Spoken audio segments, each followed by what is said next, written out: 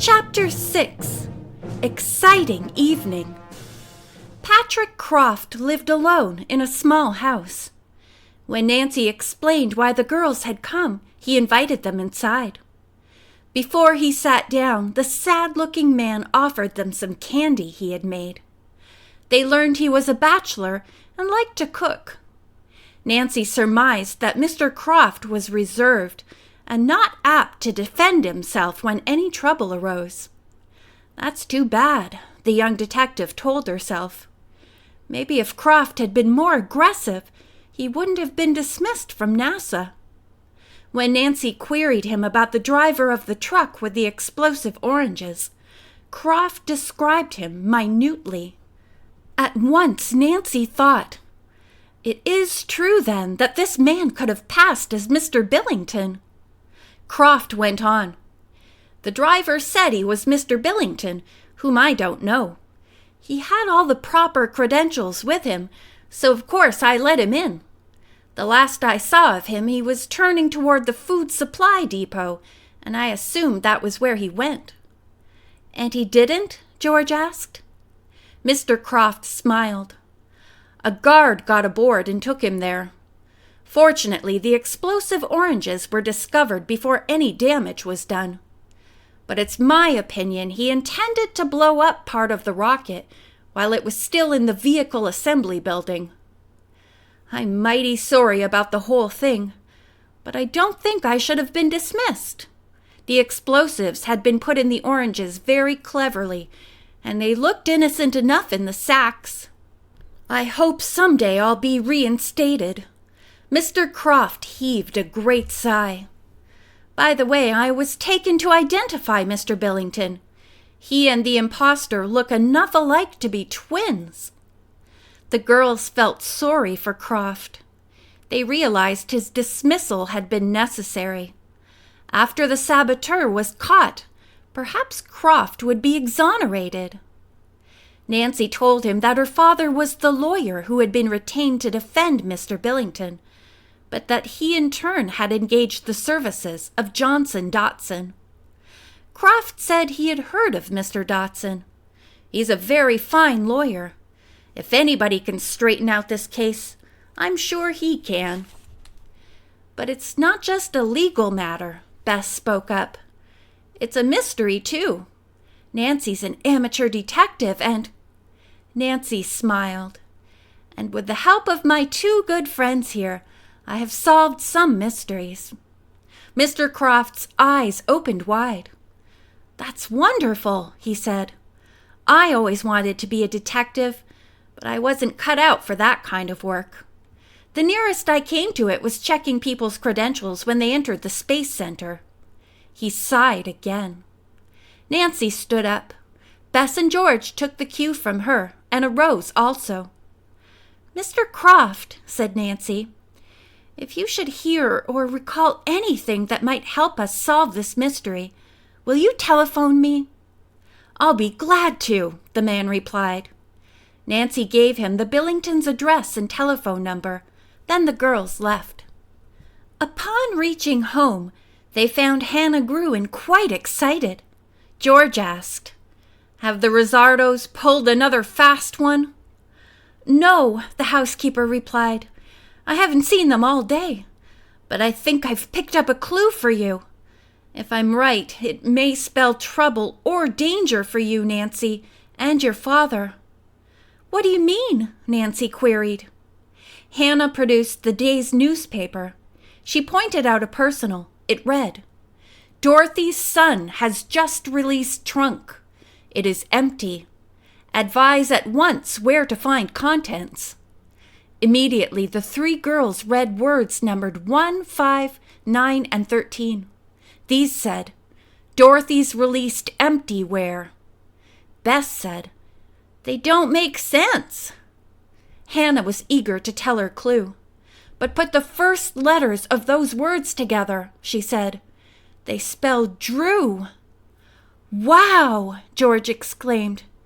"What could this possibly mean?" Nancy did not answer. She had not yet figured out the meaning of the personal, but one thing was certain.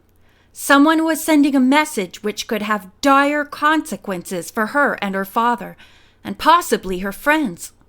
She was worried, but did not speak her thoughts aloud. Bess admitted that she was scared.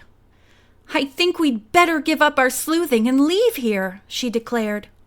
George said, "Bess, you know as well as I do that the thrust of a 100,000-pound rocket couldn't force Nancy to give up this case." Nancy smiled. "A wild thought just occurred to me. Suppose this reference to Drew has something to do with our interest in the Webster house. We already know that Mr. Scarlett has gone on vacation. For some reason unknown to us, the people who use the code may not want us here and encourage Scarlett to go away. What we must do is find out that reason." Hannah Gruen reminded the girls that their dinner was ready. "The meal will be spoiled if you don't eat it now." Nancy, Bess, and George washed their hands and combed their hair, then sat down at the table with Hannah. All had good appetites and thoroughly enjoyed the delicious roast beef.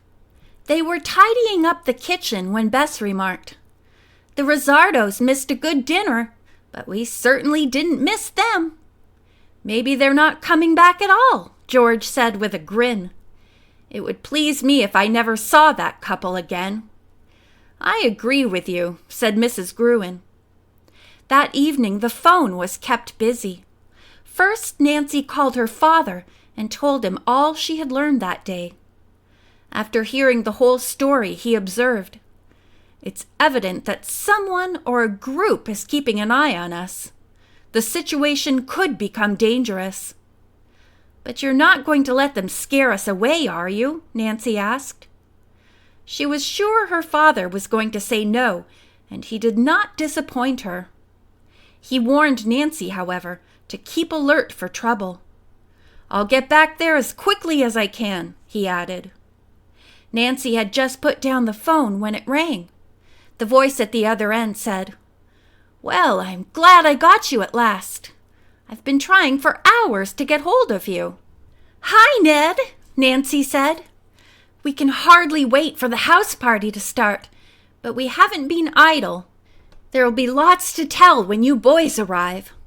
"No doubt," Ned said. "I've never known a time when you weren't doing as much as 3 people. I just have one favor to ask, that you have this mystery solved before Bert and Dave and I arrive. We want to have fun." "Why, Ned," said Nancy, a teasing tone in her voice. "I thought you adored solving mysteries and tracking down villains." Ned laughed. "You're right.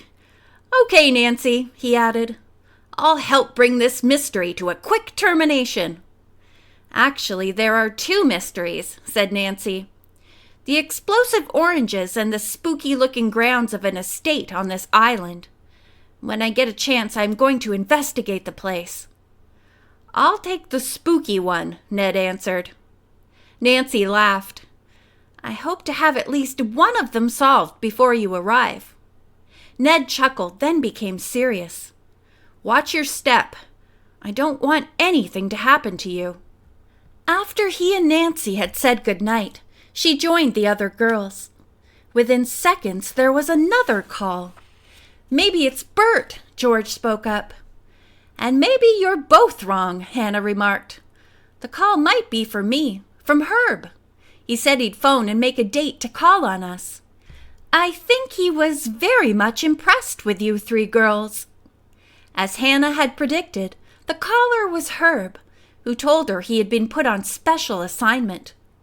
"I won't be able to come over to the Billington house until after the liftoff." "By that time we'll probably be gone," Hannah said.